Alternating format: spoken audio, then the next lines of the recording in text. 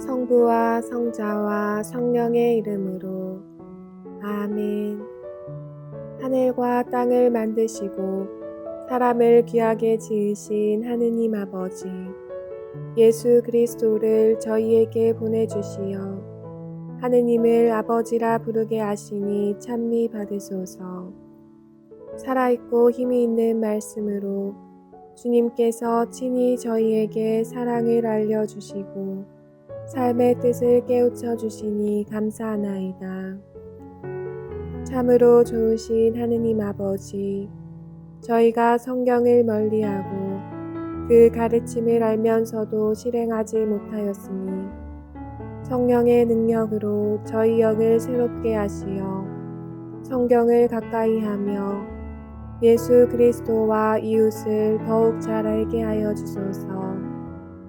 저희 구원을 간절히 바라시는 하느님 아버지, 저희가 성경을 생명의 말씀으로 받아들여 믿고 기도하고 살며 선포하게 하시고 언제나 예수 그리스도를 통하여 성령으로 하나 되어 아버지께 나아가게 하소서. 우리 주 그리스도를 통하여 비나이다. 아멘. 성부와 성자와 성령의 이름으로 아멘. 열린 성경 강좌에 오신 여러분 환영합니다.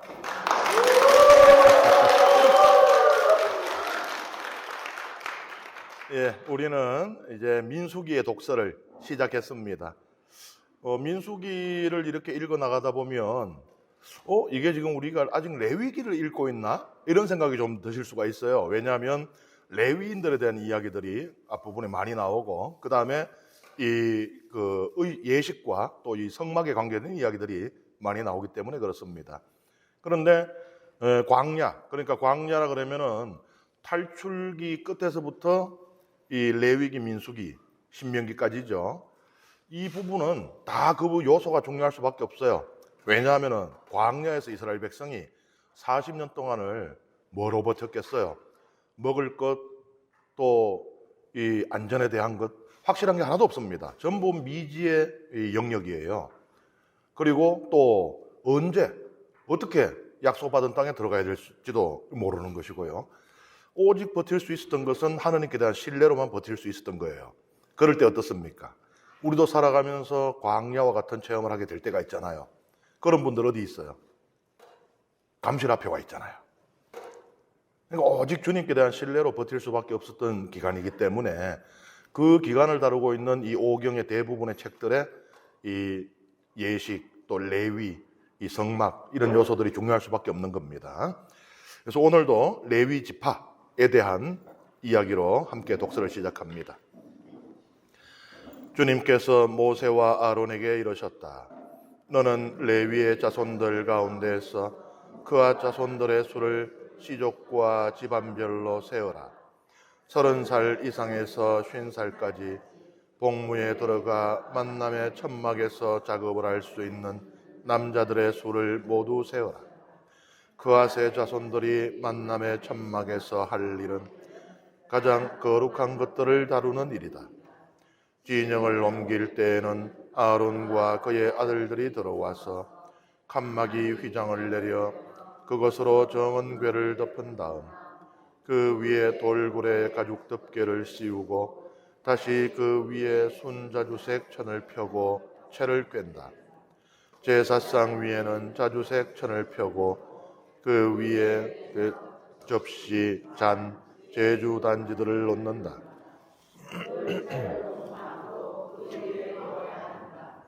그 위에 다홍색 천을 펴고 돌고래 가죽 덮개로 덮은 다음 채를 꿰다.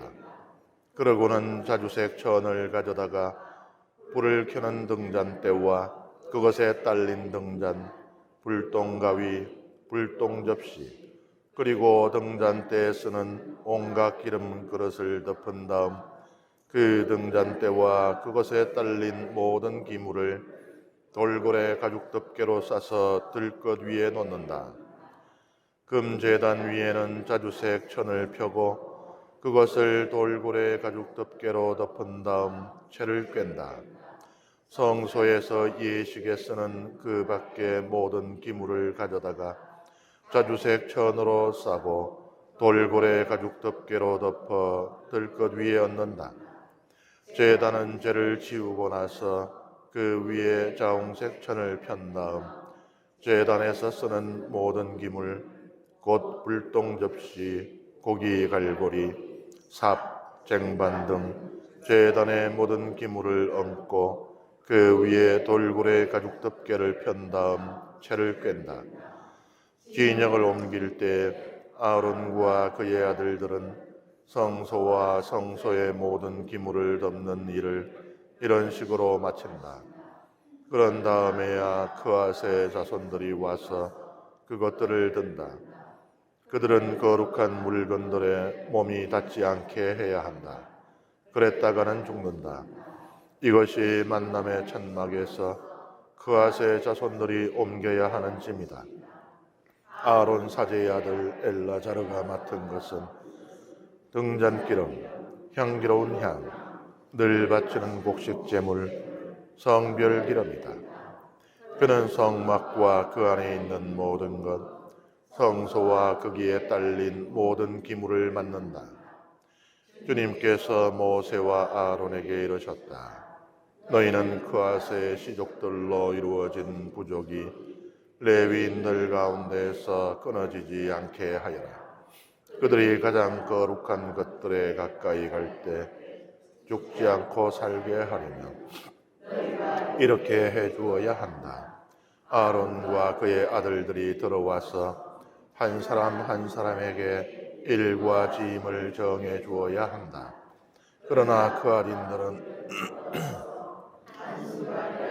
거룩한 것을 보아서는 안 된다.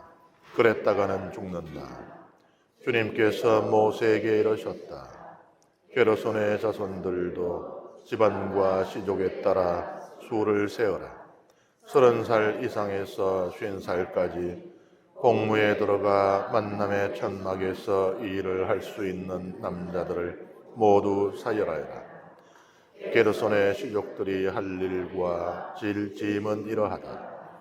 그들이 나을 것은 성막에 치는 천, 만남의 천막과 그 덮개, 그 위에 씌우는 돌고래 가죽 덮개, 만남의 천막 어귀에 치는 막, 뜰의 휘장, 성막과 제단을 둘러싼 뜰의 정문 어귀에 치는 막, 거기에 딸린 줄과 그들이 일하는 데 필요한 모든 기물이다. 그들은 이것들과 관련된 모든 일도 해야 한다. 게르손의 자손들은 어떤 짐을 나르든 어떤 일을 하든 모든 일에서 아론과 그의 아들들의 분부를 따라야 한다. 그러므로 너희는 그들이 질 모든 짐을 그들의 임무로 지정해 주어야 한다. 이것이 게르손의 시족들이 만남의 천막에서 할 일이다. 그들은 아론 사제의 아들 이타마르의 지휘 아래 자기들의 임무를 수행해야 한다. 너는 무라리의 자손들도 시족과 집안별로 사열하여라. 30살 이상에서 50살까지 공무에 들어가 만남의 천막에서 일할 수 있는 남자들을 모두 사열하여라. 그들이 만남의 천막에서 할 모든 일은 이러한 것들을 맡아서 옮기는 것이다. 곧 성막의 널빤지, 가로다지, 기둥, 밑받침, 뜰 둘레 세우는 기둥, 밑받침, 말뚝, 줄과 이것들에 딸린 모든 기물, 그리고 이것들과 관련된 일에 필요한 모든 것이다. 너희는 그들이 맡아 옮겨야 하는 기물들을 지정해서 맡겨야 한다. 이것이 무라리의 시족들이 아론 사제의 아들 이타마르의 지휘 아래 만남의 천막에서 해야 할 모든 일이다. 이스라엘에 지파가 있죠. 지파는 우리는 그냥 12지파라 그래요. 12지파라 그럽니다. 그런데 어떻게 세느냐에 따라서 11개가 되기도 하고 13개가 되기도 해요. 12개에서 실제로 땅을 물려받는 지파는 레위 지파는 오로지 이 성소에 봉사해야 되기 때문에 땅을 받지를 못하잖아요. 그럼 빼면 11가 되죠. 그런데 이 요셉의 또 아들들 므낫세와 에프라임이 또 이 땅을 물려받게 돼요. 그러면은 그들을 두 지파로 치고 앞에 있던 그 레위를 뺏는 11지파로 하면 13개가 되죠. 우리가 이제 12지파 할 때는 레위 빼고 요셉도 빼고 요셉의 아들들 둘 집어넣었을 때 둘 빠지고 둘 들어오니까 12지파가 되는 것입니다. 지파가 제일 큰 단위인 것이에요. 우리 교회 단위도 그렇습니다. 우리 세계교회, 이게 보편교회예요. 그리고 지역교회가 있어요. 한국교회, 중국교회, 일본교회. 그 밑에 개별교회가 있어요. 안동교구, 대구교구, 서울교구. 이런 것처럼 이스라엘, 그 다음에 그 안에 12지파, 각 지파 내에는 또 가문들이 있습니다. 이 가문들, 레위 지파 안에도 가문들이 있어요. 크핫, 게르손, 머라리 가문이 있습니다. 이 레위 가문들이 광야에서 성막에 봉사하면서 구체적으로 해야 할 일을 방금 전에 우리가 함께 읽은 성경이 규정을 하고 있습니다. 일단 그 연령을 규정하는데요. 이 성막에서 봉사할 수 있는, 그러니까 이 가문에서 레위인으로 태어났다고 그냥 애들이 들어와서 막 성막에서 뛰노고 할 수 있는 게 아니에요. 뭐 어린이 복사들 뭐 와가지고 할 수 있고 이런 것도 아니에요. 연령이 규정이 있는데 30에서 50이에요. 그럼 우리가 혹시 기억하는지 모르겠으나 민수기 앞에서 우리가 그 인구조사할 때 그 사람들은 싸우러 나갈 장정을 뽑는 거잖아요. 그죠? 그건 20세였어요. 근데 여기는 10세가 더 높습니다. 30세가 되어서야 성막에 봉사를 할 수 있어요. 이것이 이제 말하고자 하는 바는 성막에서 봉사하는 일은 정신적으로, 육체적으로 전쟁을 치르는 것보다 더 엄정함이 요구되고 더 부담이 큰 일이다라는 것을 말하는 거예요.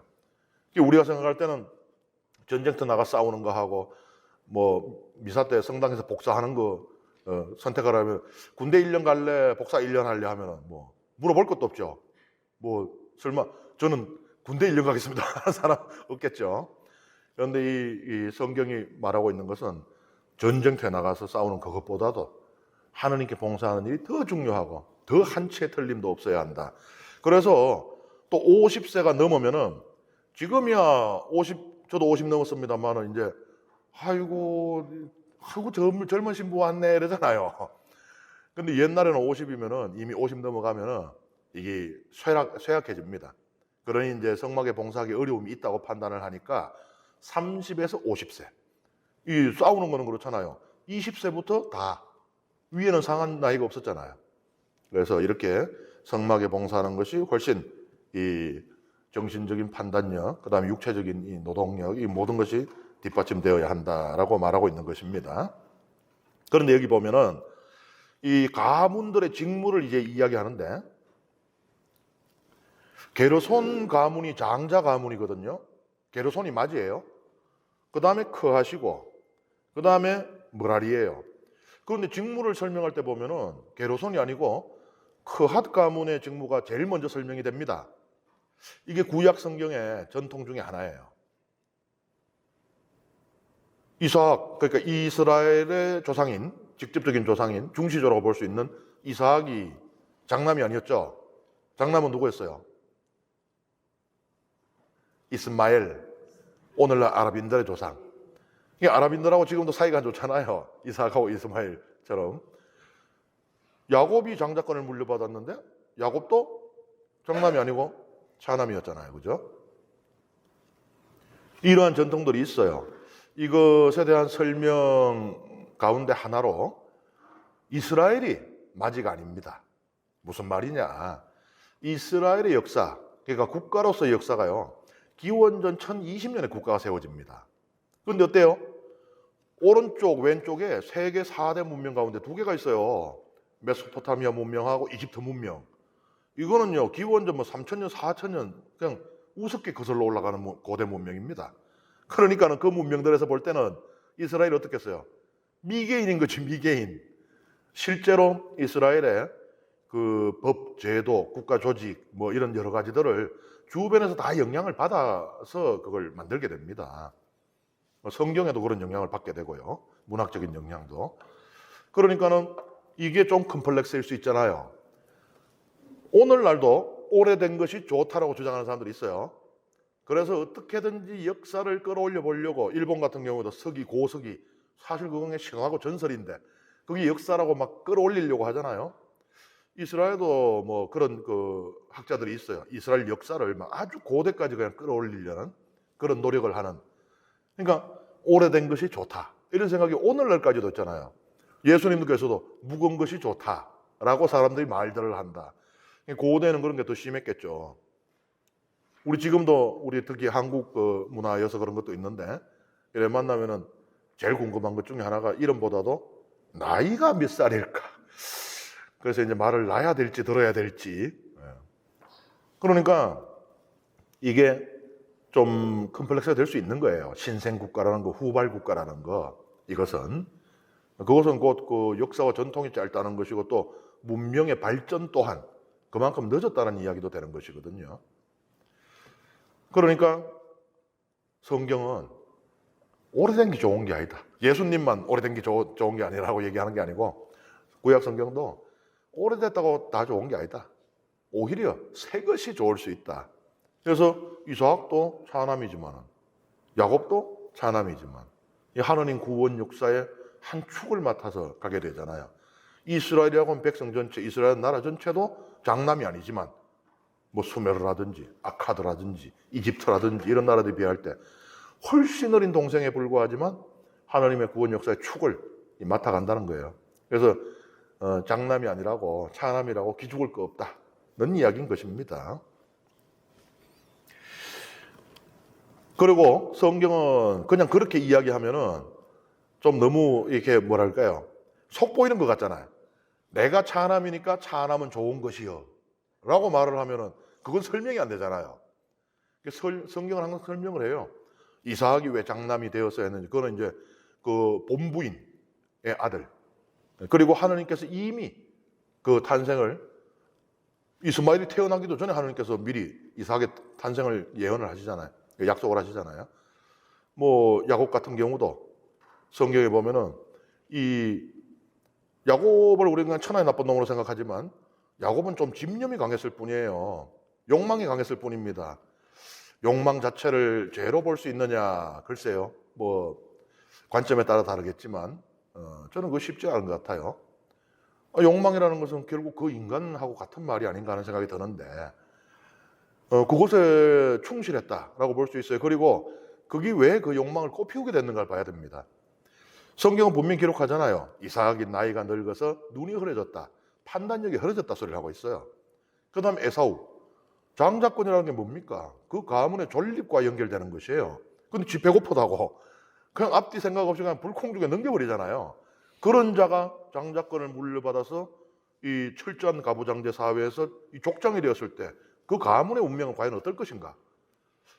뭐 야곱이 꼭 좋다고 제가 말하는 건 아니고 야곱을 이해하자면 야곱이 왜 그래? 우리가 뭐 태조 이성계의 위화도 회군 그걸 반역으로 볼 수도 있고 혁명으로 볼 수도 있고 그렇다는 거예요. 어쨌든 성경은 그냥 차남이 좋으니까 그냥 차남이 다 물려받는다가 아니고 그런 이야기들을 그 스토리를 만들고 있습니다. 차남이 왜 이 구원 역사의 주축이 되어 가는지를 만들고 있어요. 여기도 마찬가지입니다. 크앗이 차남인데 크앗의 가문이 직무가 제일 앞에 먼저 나오고 제일 중요한 직무가 나오는데 그 이유가 있어요. 아무 이유가 없는 게 아니고 모세하고 아론이 크앗 가문 출신입니다. 그러니까 제일 중요한 역할을 맡았다라는 이제 이런 그 배경을 설명으로 깔고 있어요. 크앗 가문이 맡은 것은 요 앞에 그 그림을 보시면 알겠지만은 성막에서 가장 핵심적인 것이에요. 먼저 성막하면 뭐가 제일 중요해요? 계약의 궤. 이거 없으면 안 되죠. 이거 없으면은 정말 뭐 안고 없는 찐빵은요 밀가루 맛으로라도 뜯어먹지. 계약의 궤 없는 성막은 아니 성막이 아니에요. 그거는 들어갈 이유가 없어요. 그 다음에 이 지성소에도 그 지성소가 있고 그다음에 그 앞에는 또 성소가 있거든요. 각가지 기물들이 있죠. 뭐 봉헌제당, 떡상, 메노라. 그다음에 마당에도 중요한 또 번제단 뭐 이런 게 있잖아요. 이런 그 성막의 아주 그 핵심적인 요소들을 이 관리하고 운반하는 역할을 이 크앗 가문이 맡습니다. 그리고 이제 이 가문의 이 레위인들은 사제 엘라자르의 지휘를 받았다. 아론에게는 아들이 너 있었잖아요. 첫째, 둘째가 거룩한 불을 속되게 다루어서 죽습니다. 그죠? 이제 둘밖에 안 남았어요. 그래서 이제 두 아들이 이 각 그 가문들이 직무를 잘 수행하는지를 이제 관리 감독을 하게 되는데, 이 엘라자르가 크앗 가문을 맡고 나머지 두 가문은 이타마르가 맡아요. 그러니까는 3명 같으면 한 개씩 딱딱딱 떨어지는데 둘밖에 없으니까 그러면은 양하고 질러 간 겁니다. 질적으로 제일 중요한 걸 한 아들이 맡고, 조금 덜 중요하지만 양이 많잖아요. 2개니까 요거를 다른 한 아들이 맡고, 이렇게 되는 것입니다. 게르손 가문 왼쪽에 있는 거 보세요. 주로 천 제품이에요. 그죠? 이 성막을 세우는 데 쓰이는 각종 천, 그리고 묶어야 되니까 줄, 이런 것들을 이 게르손 가문에서 맡습니다. 그 다음에 머라리 가문이 이 숫자가 제일 많았거든요. 이 레위 지파의 가문들 중에서. 이거 어떻게 해요? 힘쓰는 거. 저 봐요, 위에 있는 거. 죄다 무거워 보이죠? 기둥, 말뚝, 뭐 이런 것들. 그 다음에 이 성소를 세울 때 바닥에 까는 은벽돌, 뭐 이런 것들이 이제 무겁잖아요. 이 운반하는 데 있어서 중요하게 강조되고 있는 규정이, 이런 성물들, 거룩한 물건들에 레위인들이 직접 손을 댈 수가 없습니다. 대사제와 사제들이 짐을 다 포장을 해놓으면 그때 레위인들은 운반을 할 수가 있는 것이에요. 우리도 지금 보면은 우리가 성시간 때, 성체 강복 때 쓰는 그 성광, 이거 신자들이 함부로 손 못 대잖아요. 맞죠? 마찬가지입니다.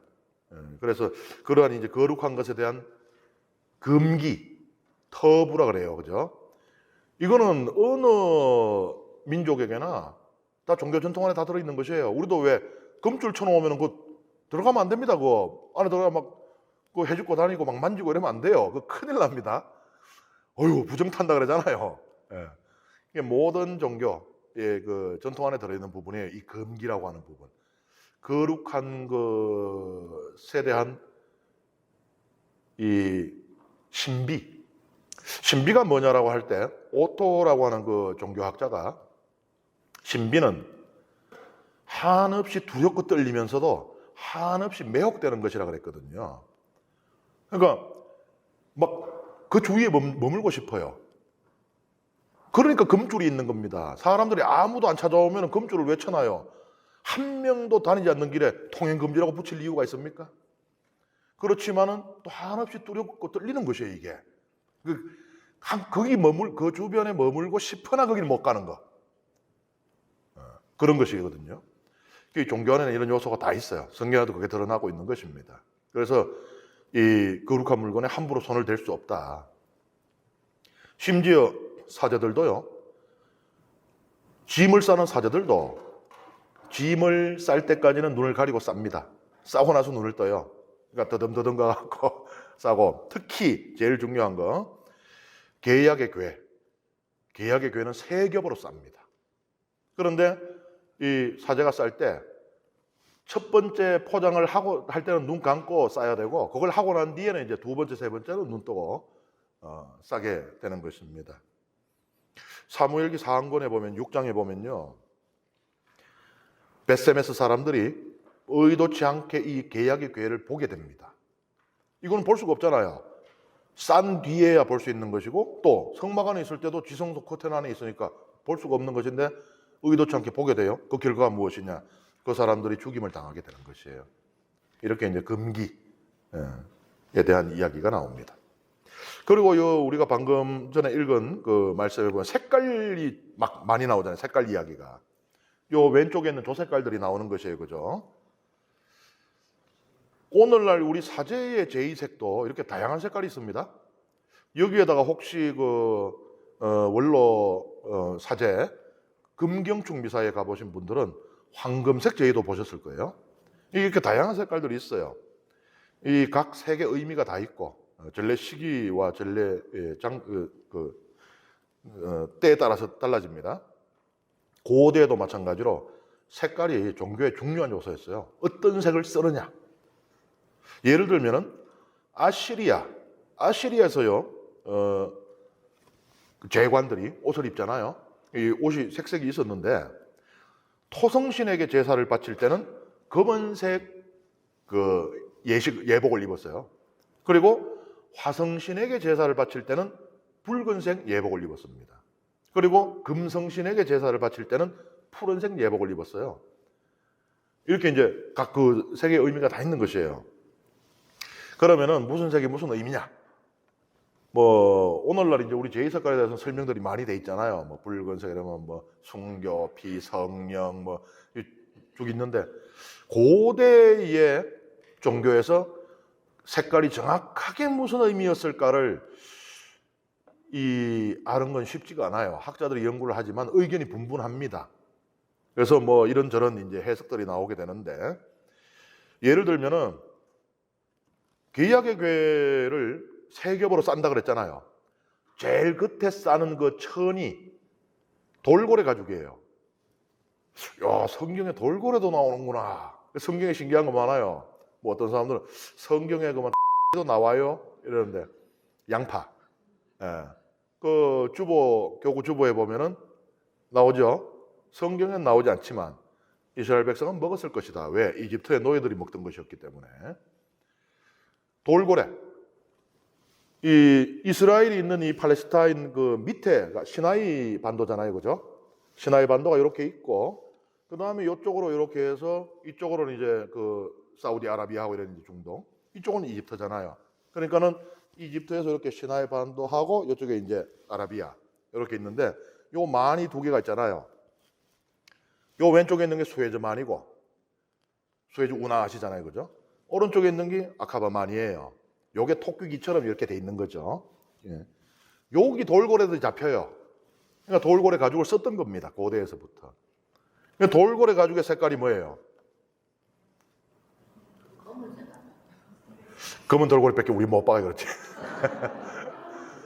홍해에 사는 돌고래 가죽을 벗겨서 이것을 말리면 푸른색이 납니다. 이 푸른색이 뭐냐?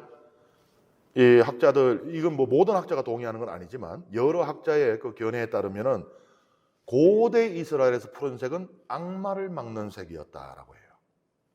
그러니까 뭐 예를 들면 메소포타미아 같은 경우는 이제 붉은색, 이 악마를 퇴치하는 색깔이었거든요.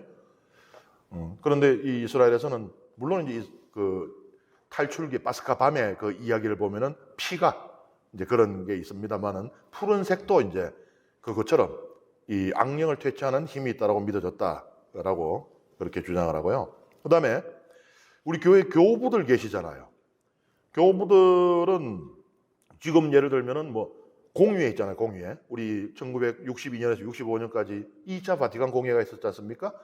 공회에 참석하는 분들, 뭐 주교님들, 주교님들 또 신학자들을 이 교부라 그래요. 공회 교부.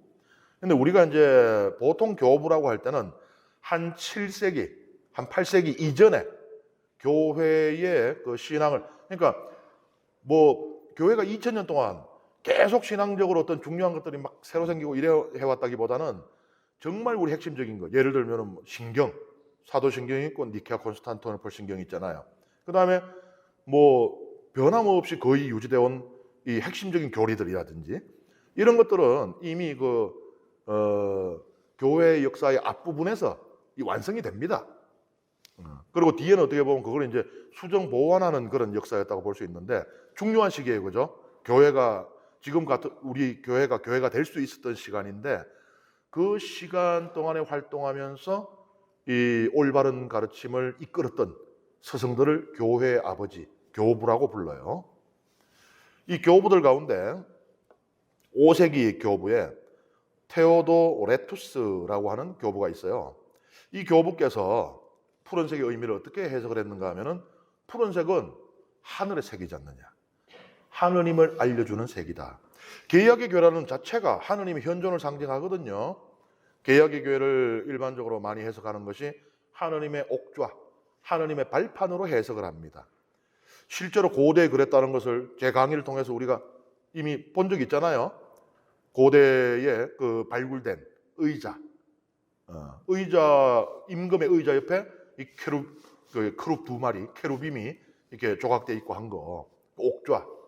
그러니까 하느님의 옥좌라는 의미잖아요. 하느님 현존이잖아요. 그런데 이제 요걸 쌌잖아요. 그럼 하느님의 현존이 이제 감추어지는 것인가? 가장 마지막 그 포장재인 이 돌고래 가죽이 하느님의 현존을 또 그렇게 드러내고 있더라고 또 이 해석을 할 수 있는 겁니다. 어쨌든 색 자체의 의미가 딱 뭐냐에 대해서 해석은 분분할 수 있으나 색이 고대로부터 종교에 있어서 아주 중요한 요소였다는 것은 분명합니다. 이것은 제도 종교만을 이야기하는 것이 아니에요. 상가집 갈 때 뭐 입고 가요? 붉은 티 입고 가. 결혼식 갈 때요. 뭐 입고 가요? 뭐 하와이안 셔츠 뭐 이런 거 입고 가면 안 되겠죠? 노란 뭐 남방 이런 거 입고 가면 안 되겠죠? 그러니까는 꼭 제도 종교가 아니라도 이 종교적인 요소로는 고대로부터 색의 의미를 모두가 중요하게 여겨온 겁니다. 그 다음에 이제 이스라엘 백성 전체의 장정의 수를 우리가 그 조사한 부분은 이미 읽었고 이제는 이 각 가문들이 임무를 수행해야 되는데 각 가문 내에서 이 직무를 수행할 수 있는 이 사람의 수가 얼마인가도 또 파악을 해야 될 거 아니에요, 그죠? 그 인구수를 조사하는 그 이야기가 나옵니다.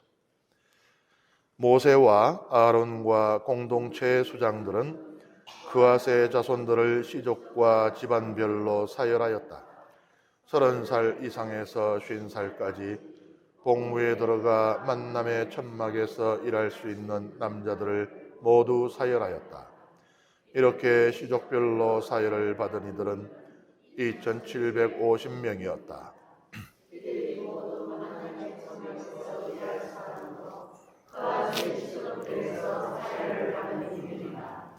모세와 아론은 주님께서 모세를 통하여 내리신 분부에 따라 그들을 사열하였다. 게르손의 자손들 가운데에서 시족과 집안별로 사열을 받은 이들은 곧 30살 이상에서 50살까지 복무에 들어가 만남의 천막에서 일할 수 있는 모든 남자로 이렇게 시족과 집안별로 사열을 받은 이들은 2,630명이었다. 이들이 모두 만남의 천막에서 일할 사람으로 게르손 자손들의 시족들에서 사열을 받은 이들이다. 모세와 아론은 주님의 분부에 따라 그들을 사열하였다. 므라리 자손들의 시족들 가운데에서 시족과 집안별로 사열을 받은 이들은 곧 30살 이상에서 50살까지 복무에 들어가 만남의 천막에서 일할 수 있는 모든 남자로 이렇게 시족별로 사열을 받은 이들은 3,200명이었다. 이들이 므라리 자손들의 시족들에서 사열을 받은 이들이다. 모세와 아론은 주님께서 모세를 통하여 내리신 분부에 따라 그들을 사열하였다. 모세와 아론과 이스라엘의 수장들은 레위인들을 시족과 집안별로 사열하였는데 이때 사열을 받은 이들은 모두 곧 30살 이상에서 50살까지 복무에 들어가 만남의 천막에서 일을 하고 집 나르는 일을 할 수 있는 모든 남자로 이렇게 사열을 받은 이들은 8,580명이었다. 주님께서 모세를 통하여 내리신 분부에 따라 사람마다 일과 짐을 맡았다. 그들은 이렇게 주님께서 모세에게 명령하신 대로 사열을 받은 것이다. 레위인들 장정수를 파악했습니다. 그앗 가문 장정수가 얼마나 그래요? 2,000을 메고 이랬는데 그래서 준비했습니다. 그러니까 옛날에 이런 게 있었으면 성경 읽기 되게 편했을 거예요. 옛날 사람들은 이거 우리 방금 전에 읽은 거 이것도 아니에요. 이거에서 쉼표, 마침표, 절 다 빼야 됩니다. 그냥 아버지 가방에 들어가시고 계시는 거예요. 거기다가 파피루스에 따라서 어떤 거는 한 줄에 20자가 들어가고 그 다음 줄은 이 좀 띵기 나가는 부분이 있어가고 18자 들어가고 이런 식이에요. 이게 그거를 읽으려고 그랬으니까 성경을 읽는 자체에 얼마나 큰 공을 들여야 했었는지 이해하실 수 있겠죠. 우리는 이제 하나님께서 우리에게 허락하신 그 기술의 발전에 이 덕을 보고 있는 겁니다. 크악 가문 2,750명, 게르손 가문 2,630명, 머라리 가문 3,200명. 그래서 머라리 가문이 제일 힘써야 되는 기둥, 말뚝 이런 거 들게 된 거예요. 합하면 8,580명이 됩니다.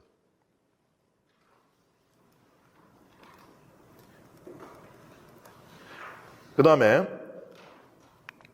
조금은 어색해 보이는 부분이 들어와 있어요. 함께 일단 읽습니다. 주님께서 모세에게 이르셨다. 너는 이스라엘 자손들에게 명령하여 악성 피부병 환자와 고름을 흘리는 사람과 죽음에 다 부정하게 된 사람을 모두 진영 밖으로 내보내게 하여라. 너희는 남자 여자 가릴 것 없이 내보내야 한다.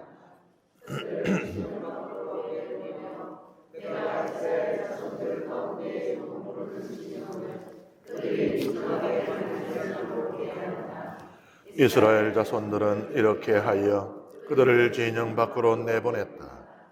이스라엘 자손들은 주님께서 모세에게 이르신 대로 하였다. 이게 지금 우리가 뭐 레위 지파, 그다음에 인구조사, 그리고 이제 뭐 성막 이동에 대한 이런 거 하는데 갑자기 이거 뭐 좀 뜬금없는 이야기가 갑자기 낑긴 것 같아요, 그죠? 이것뿐만 아니고 5장, 6장이 그러합니다. 이게 무슨 연관성이 있나 싶은 생각도 들기도 합니다. 학자들이 이 이질적인 부분들의 일관성을 찾기 위해서 많은 노력을 해왔어요. 그리고 거기에 대한 논문들도 발표가 되고 했는데 이 5장, 6장에 막 흩어져 있는 이 규정들을 이렇게 꿰일 수 있는 그런 그 일반된 기준을 발견하는 것은 쉽지가 않습니다. 특히 이제 예를 들면은 이 뒤에 보면 6장에 나지르인에 대한 규정 나오는데요. 이거 진짜 완전히 뜬금없습니다. 물론 거기에 대한 해석을 하는 학자도 있습니다만은 이 5장, 6장 전체가 왜 여기 있어야 되는지를 누가 들어도 적어도 제가 이렇게 읽기에 와 이거는 정말 확실하다라고 동의할 수 있는 그런 해석을 아직까지 저는 발견하지를 못했습니다. 어쨌든 그래서 여기는 그러한 이게 뭐 앞과 뒤에 있는 부분과 어떤 의미가 있는가를 설명드리는 것은 오히려 혼란을 좀 가져올 수도 있는 부분이기 때문에 그냥 각각의 규정들에 대한 설명만 하고 넘어가도록 하겠습니다. 부정해지는 경우 세 가지가 나와요. 이미 앞에서 레위기에서 나왔던 겁니다. 피부병, 고름, 시체와의 접촉이에요. 그런데 레위기보다 우리가 레위기라면 레위기 규정집, 법 생각하잖아요. 근데 여기 보면은 오히려 레위기보다 더 엄격한 이 규정의 이 변화를 우리가 목격을 하게 됩니다. 그러니까 부정에 대한 그 언급은 이미 앞에 다 됐던 건데 여기 보면요 레위기하고 다른 게 고름 때문에 몸에서 고름이 나오기 때문에 부정해진 사람은 진영 밖으로 내쫓아 버리라고 그래요. 레위기에는 그게 없거든요. 그러니까 지금 이 민수기는 훨씬 더 엄격합니다. 그리고 시체에 접촉해서 부정해진 이 규정요. 레위기는 이걸 사제에게 적용하고 있어요. 근데 여기는 모든 이스라엘 백성이 다 적용됩니다. 시체에 접촉해서 부정해지는 그 규정이. 그러니까 민수기 적어도 이 부분에 대한 민수기의 규정은 레위기의 것보다도 훨씬 더 엄격합니다. 그러니까 이 전성들이 생겨 나올 때 제가 항상 말씀드리지만 모세오경은 우리는 뭐 동의하지 않는 학자들도 있긴 합니다만 일단 이 문헌가설 여러 개의 전성이 이 합해진 결과라는 거 그거를 기본적으로 염두에 두고 읽으시는 게 좋다 그랬어요. 안 그러면 이해 안 되는 부분이 너무 많습니다. 모순되는 부분. 여러 전성들이 생겨나는 때와 장소가 다 다르잖아요. 그러니까 더 엄격한 전성은 언제 생겨나겠어요? 위기의 시대에 생겨납니다. 정체성이 흔들릴 수 있는. 그러니까 성경에도 보면은 이제 뒤에도 우리가 나중에 읽어 나가면서 보면은 그 예언서나 이제 이렇게 갈 때 굉장히 엄격하고 또 단호한 메시지가 선포되는 것들은요. 그 당시에 어마어마한 매력을 갖고 있었던 헬레니즘 문화, 알렉산더 대왕이 그 당시에 고대 그 온 세상에 퍼뜨린 그리스 문화, 너무 매력적이었거든요, 이게. 오늘날도 마찬가지예요. 그래서 오늘날도 뭐 좀 있어 보이는 사람들은 옛날 그리스 고전, 원어 이렇게 들고 다니기도 합니다. 르네상스, 흐네상스예요. 부활입니다. 다시 살아나요. 뭐가 살아나요? 그리스 문명, 그리스 철학과 그리스 문학을 되살리겠다. 그 힘으로 유럽을 개혁하겠다라는 거예요. 15세기 이상이 지났을 때. 그 정도로 그리스 문명이 어마어마합니다. 그러니까 고대인들에게는 이게 어땠겠어요? 너무나 매력적이에요. 그러니까 이스라엘 백성들이 야, 저거 보니까 이때까지 우리는 그냥 뭐 진짜 솔직히 말하자면은 톡을 파고 들어가 살던 원시인이다 우리는. 이런 생각이 들 정도인 거예요. 그러니 빨려 들어갑니다. 넘어가요. 그러면요. 그 문명은 어때요? 다실론 문명이에요. 야훼 하나님만 고집해가지고 갈 수가 없습니다. 그것 때문에 나오는 게 뭐예요? 그리스 문명의 후계자 가운데 하나인 안티오코스 에피파네스 4세가 야, 이신 믿고 유일신 그만. 그러니까 유일신 믿으면서 이신 믿을 수는 없잖아요. 유일신 포기하고 우리 신들 믿어. 나도 믿고. 안 믿으니까 막 죽임 당하고 그러는 거잖아요. 유일신을 강조하는 율법도 다 불태우고 이렇게 되잖아요. 그런 것처럼 엄청나게 빨려 들어가는 거예요. 그러다니까 어떻게 돼요? 내가 왜 굳이 꼭 야훼 하나님만을 믿어야 되지? 내가 왜 꼭 유다교만 섬겨야 되지? 이 정체성 위기가 오는 거예요. 그럴 때 단호한 목소리가 나오는 겁니다. 뭐 집에 애들 막 새벽까지 막 공부하고 그러는데 그거 야 공부 열심히 해야지. 그럽니까? 쉬어가면서 해 이러잖아요. 야 공부 좀 안 하냐 할 때는 어떤 때예요? 마당에 책가방 있는 거 보니까 이게 오기는 왔었는데 끔끔하게 해 떨어질 때까지 코빼기 안 보일 때 그럴 때 하잖아요. 마찬가지예요. 그래서 좀 더 엄격한 규정이 나올 때는 그만큼 이 성소 관리라든지 또는 성소에 대한 백성들의 어떤 그 경외심 같은 것들이 이제 문제가 생겼을 때라고 봐야 되는 거예요. 그러니까 성소 어렵지 않죠. 상식적으로 생각하면 다 말되고 이해되는 거예요. 성소 뭐 완전히 뭐 우리하고 뭐 아주 그냥 다른 세상에 있는 이야기 아닙니다. 그 다음에요. 잘못에 대한 배상 그 부분입니다. 주님께서 모세에게 이러셨다.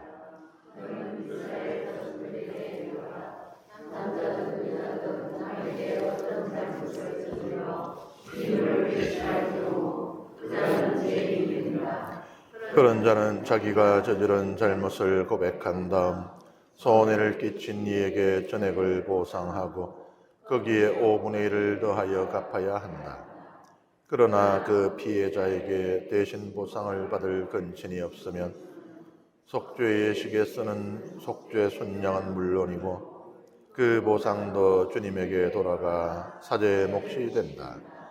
이스라엘 자손들이 사제에게 가져오는 모든 거룩한 예물 가운데 흔들어 바치는 것은 모두 사제의 것이 된다. 각자의 거룩한 예물은 자기 것이 되지만 누가 사제에게 준 것은 사제의 것이 된다. 이 규정도 마찬가지로 레위기에서 이미 우리가 읽었던 것입니다. 레위기 5장에 나오는 것이에요. 남에게 손해를 끼치면은 배상. 우리말 성경에는 보상 제물이라고 나오잖아요. 근데 제가 설명드렸지만은 이 의미는 배상에 맞다. 내가 잘못한 것으로 말미암아 발생한 손해를 기워 갚는 것. 이건 배상이거든요. 그래서 저는 배상이라는 말을 쓴다 그랬어요. 이 배상 제물을 그러니까 내가 100원을 손해를 입혔으면 100원은 갚아야 되죠. 그죠? 근데 거기에 20%를 더 올려야 돼요. 그러니까 120원을 갚아야 되는 규정입니다. 그런데 여기도 보면요. 레위기에 이미 나왔던 규정인데 민수기가 레위기하고 차이 나는 부분이 하나 있는데 그게 뭔가 하면은 내가 백성에게 이렇게 손해를 끼치잖아요. 레위기에 우리가 읽었던 건 어때요? 사람에게 그 손해 끼치는 거하고 하나님께서는 구분이 돼 있어요. 성막에 뭐 성물을 손상시켰을 경우라든지 하고 사람에게 하는 게 구분이 되잖아요. 근데 여긴 보세요. 이스라엘 백성, 그러니까 사람에게 내가 손해를 끼친 것을 곧 하나님에게 끼친 것을 똑같이 보고 있어요. 예수님 말씀 떠오르잖아요, 갑자기. 예수님께서 지금 막 말씀하시는 거예요. 가장 보잘것없는 이 하나에게 해준 것이 곧 나에게 해준 것이다. 하나님께서 이 인간하고 동일시하고 있는 그게 떠오르잖아요. 하늘 아래 새로운 것은 없다. 태양 아래 새로운 것은 없다라고 코엘렛이 말하잖아요. 마찬가지예요. 신약 성경의 대부분의 가르침을 저는 구약 성경에서 다 발견합니다. 물론 아주 자명하게 명시적으로 표현되어 있지 않을 경우도 있습니다만 이 가르침을 이렇게 꿰어서 읽다 보면은 있는 거예요. 피해자가 죽었으면 가까운 친척에게라도 배상해야 되고 가까운 친척도 없는 천에 묻힌 고아다. 이러면은 하나님께 보상해야 돼요. 그러니까 이제 그거는 사제에게 봉헌한다는 이야기죠. 이 규정 굉장히 엄격한 것이에요. 어떤 경우도 잘못한 대가를 치르지 않고 지나가는 일은 없다는 겁니다. 내가 저 사람한테 손해를 끼쳤는데 갚으려고 갔더니 연세가 많아서 이미 귀찮아하셨더라. 그러면 이건 그냥 굳는 게 아니에요. 이건 무조건 나와야 됩니다. 친척 찾아야 되고요. 친척도 없으면 성당에 헌금이라도 해야 되는 거예요. 그러니까 지금 이 민수기 규정이 레위기보다 더 엄격해요. 잘못하고서 아무 일 없이 지나갈 수 없다는 겁니다. 그 다음에 이어지는 부분은 좀 길기 때문에 10분 쉬고 하도록 하겠습니다.